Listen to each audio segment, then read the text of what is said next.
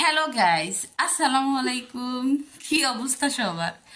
এই যে আমার বড় মেয়েকে দেখছেন, মাঝে মধ্যে এভাবে মার কোলে থাকতে সে অনেক স্বাচ্ছন্দ্য বোধ করে।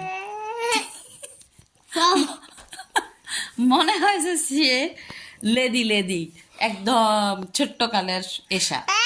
আর এই যে আমার ছোট মেয়ে,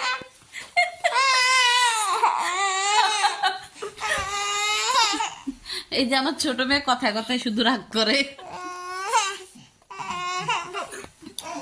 আর এই যে আমার বড় মেয়ে, ঠিক আছে, তারও কথায় কথায় অভিমানের শেষ নাই।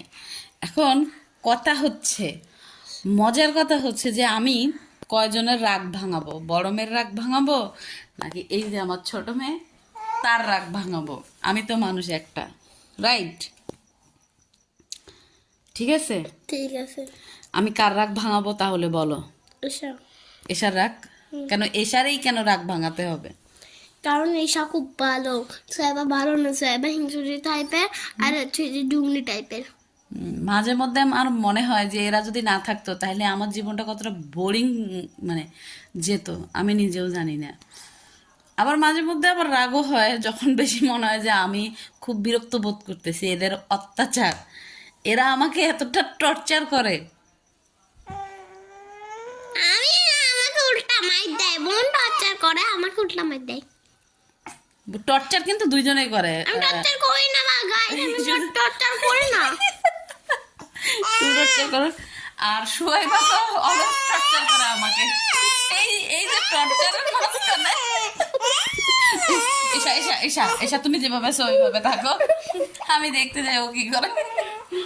দেখেন এই যে এই যে এবার এবার কে আসছে শত যুদ্ধ যুদ্ধ করে,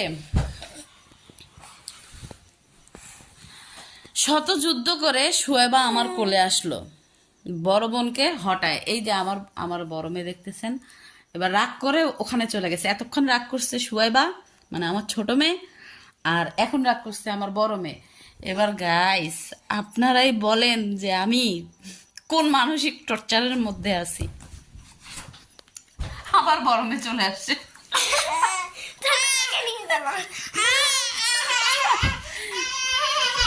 এই এবার এবার কিন্তু বড় মেয়ে আসছে, এবার বড় মেয়ের টার্ন। তাদের এভাবে সারা দিন চলে যায় রাতের 1টা পর্যন্ত।